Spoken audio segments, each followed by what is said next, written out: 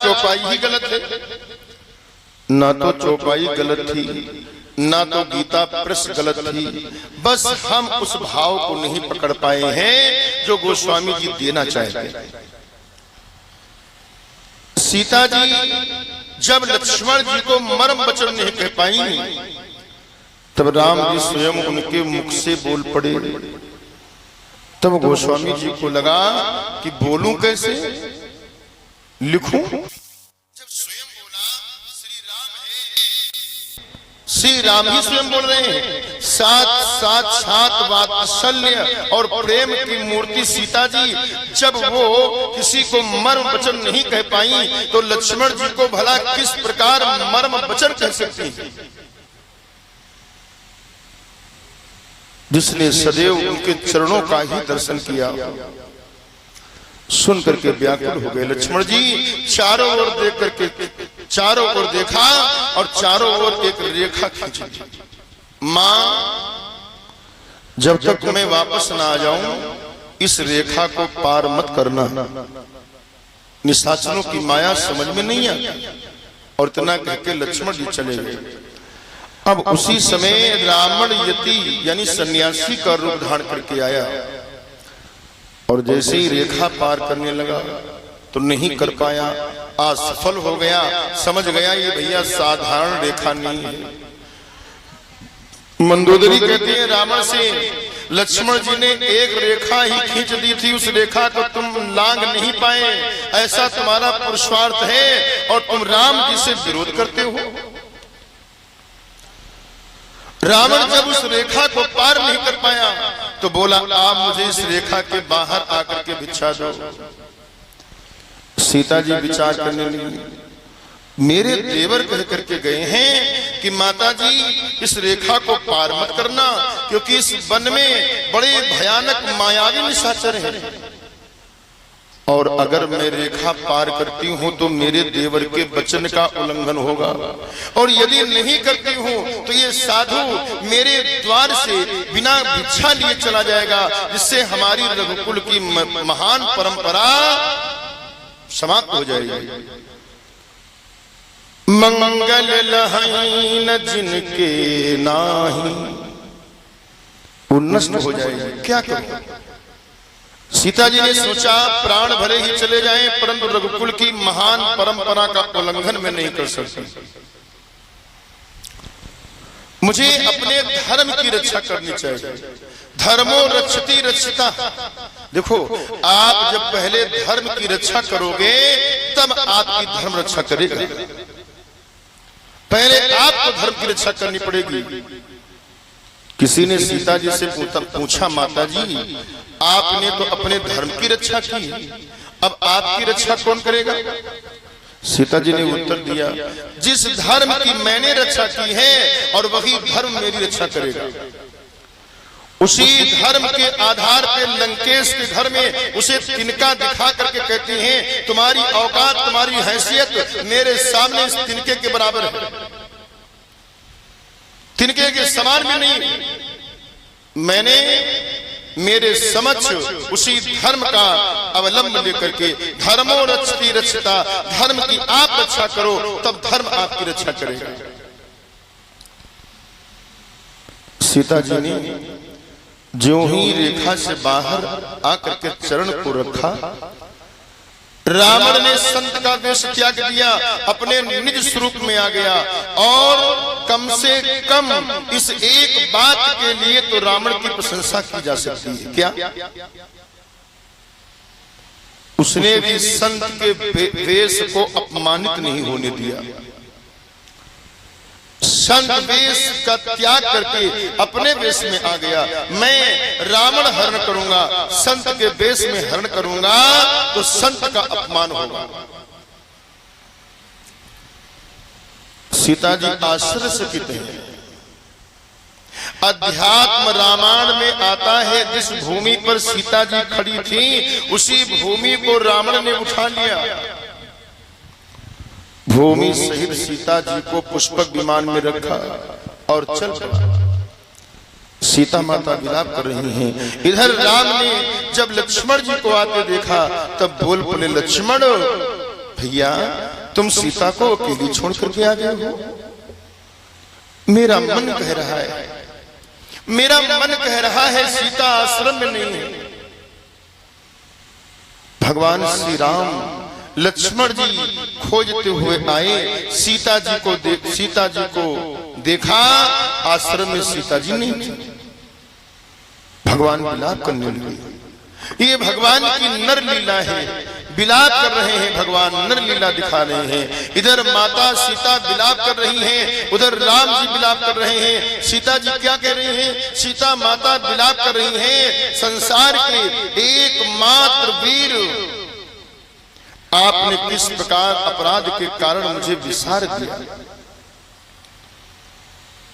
और रावण बलपूर्वक सीता जी को हर करके पुष्पक विमान पर लिए जा रहा है। देख रहे हैं सीता जी का हरण हो रहा है, परंतु जब देखते हैं रावण सीता जी को हर करके ले जा रहा है, सोई बेचारे शांत हो जाते हैं। रावण के सामने जाने की किसी की हिम्मत नहीं पड़ रही है, परंतु एक बूढ़े गीध की दृष्टि पड़ी। जब देखते ही पहचान गया, ये तो रघुकुल की तिलक है। ये दृष्टि है गोस्वामी जी की। कुछ लोग मिथ्या आरोप लगाते हैं गोस्वामी जी के ऊपर, स्त्री विरोध होने का, जबकि गोस्वामी जी कहते हैं स्त्री कुल का तिलक होती है। दौड़ पड़े जटायु जी महाराज, जोर से कहा, पुत्री तो कदापि चिंता मत कर, मैं इसी क्षण राक्षस का सर्वनाश कर दूंगा। बड़े वेग से जटायु जी महाराज दौड़ पड़े। कुछ पल को तो रावण भी चक्कर में पड़ गया, कहीं ये मैनाक पर्वत तो नहीं, अथवा कहीं स्वयं पक्षीराज गरुड़ तो नहीं। फिर कुछ क्षण पहचान के, अरे नहीं नहीं, ये तो बूढ़ा जटायु है। जटायु जी आए, भयानक युद्ध प्रारंभ हो गया। जटायु जी ने बाल पकड़ करके उसे रथ के नीचे गिरा दिया, अपनी चोंच से मार मार करके रावण को मूर्छित कर दिया। इतना पराक्रम रावण मूर्छित हो गया और जटायु जी सीता माता को सुरक्षित स्थान पर ले गए। ये भारत के वीर हैं, ये भारत की परंपरा है, युद्ध करते हैं। वरना अगर चाहते इतनी देर में रावण की 20 आंखों का ऑपरेशन कर देते। दिखाई नहीं पड़ता तो क्या कर लेता। सीता जी को चले लेकर के चले जाते। लेकिन ये भारत के वीर हैं, युद्ध के नियम के विपरीत नहीं जा सकते। रावण की मूर्छा टूटी, पुनः युद्ध प्रारंभ हुआ।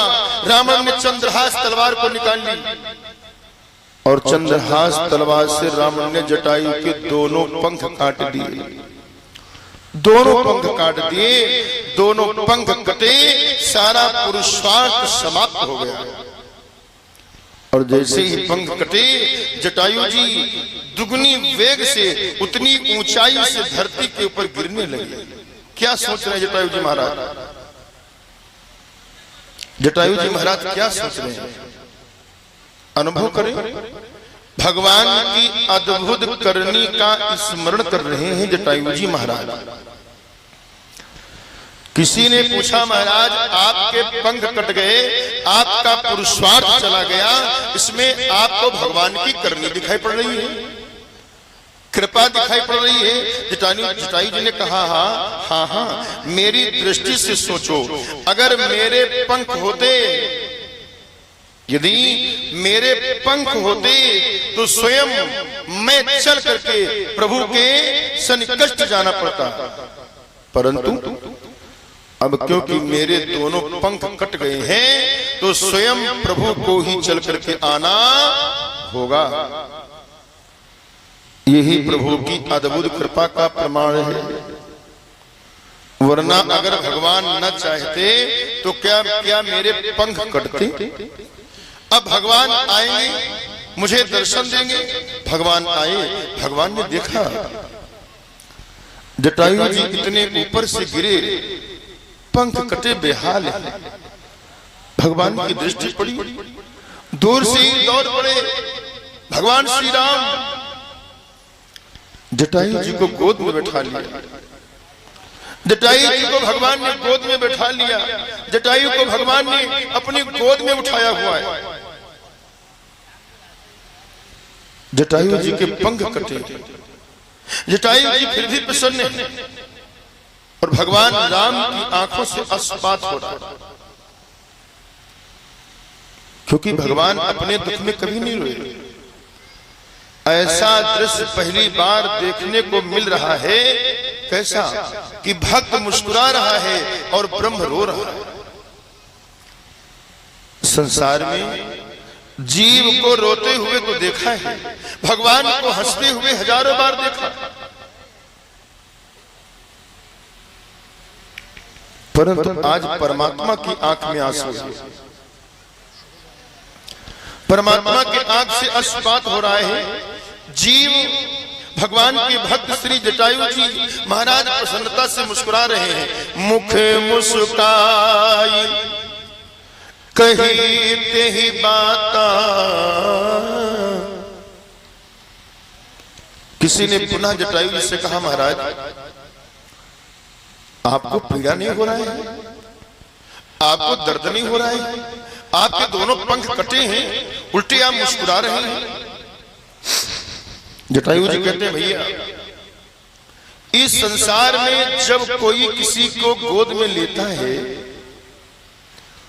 तो सारी संपत्ति गोद लेने वाले की स्वतः उसकी हो जाती है, जिसे वो गोद लेता है। और मुझे